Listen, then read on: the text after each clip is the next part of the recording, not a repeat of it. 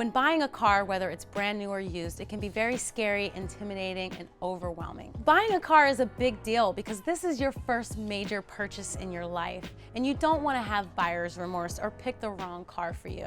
We're going to learn some tips and tricks to help find the right car for you. And that starts with understanding your driving and spending habits, and also the true cost of owning a car after purchase. Let's start out talking about buying a brand new versus a used car and which is the right one for you. The advantages of having a brand new car obviously are you the first owner, and you don't have to worry about how someone else treated it and if they were good or had a great relationship with the car.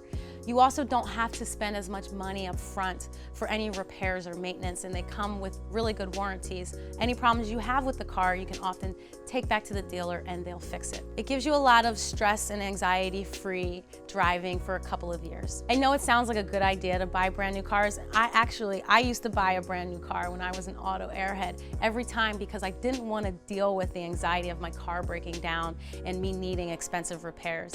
And as soon as the car would start showing signs of repairs, needing repairs, I would take it in, trade it in, and get a brand new car. But that's not always the best value for your money. In fact, you can get really good value out of buying a used car, but it's really about how used is the car. If you want to buy a used car, I would consider buying one with less than 50,000 miles on it.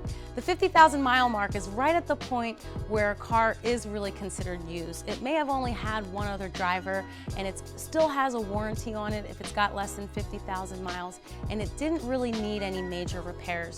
Just the maintenance items like oil changes, like filters, tires possibly, and brakes have been done on this car, and maybe only once or twice so far. So we know that the car doesn't have a lot of miles on it. It probably was well taken care of because it's something that's usually covered by the dealership. This gives you a better feeling of security that the car is going to be easy to take care of and not cost a lot of money down the line, and it will still have a warranty on it.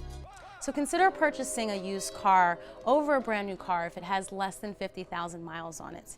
One of the things you want to consider with buying a car, whether it's brand new or used, is really the true cost after purchase. We often like to buy cars for how they feel and how they drive, how they look. Will they fit all of my kids in it? But we don't think about what's it going to cost to maintain this car, to repair it. And that really is based on how you drive, how you spend money, and where you will be driving, and how long you want to keep the car. So you want to think about your driving habits. Do you beat up a car? Do you run it down?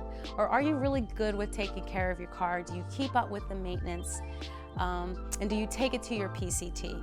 If you're someone who beats up a car, you know that you're not going to want to buy a car that's very expensive to repair or a luxury car, because it's going to cost you a lot of money down the line to fix these things. There's an example of a customer in our shop that came in with a car. She still had a car note on it. It was only 4 years old, and it needed $5,000 worth of valid repairs, and she couldn't afford it.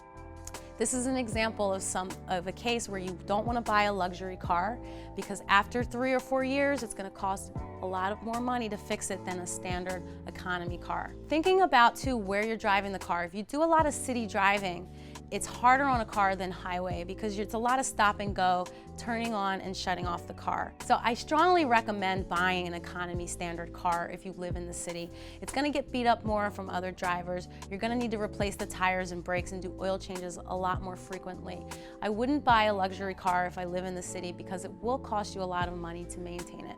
Often I get questions about warranties and aftermarket warranties and if it's the right purchase for you. If you are not someone who is good at saving money, who takes care of their car well, or if you have a luxury car, I would absolutely consider an aftermarket warranty. You'll save a lot of pain and heartache down the road several years later when it will need these repairs, because they'll be covered in the warranty and you won't have to pay for them out of pocket.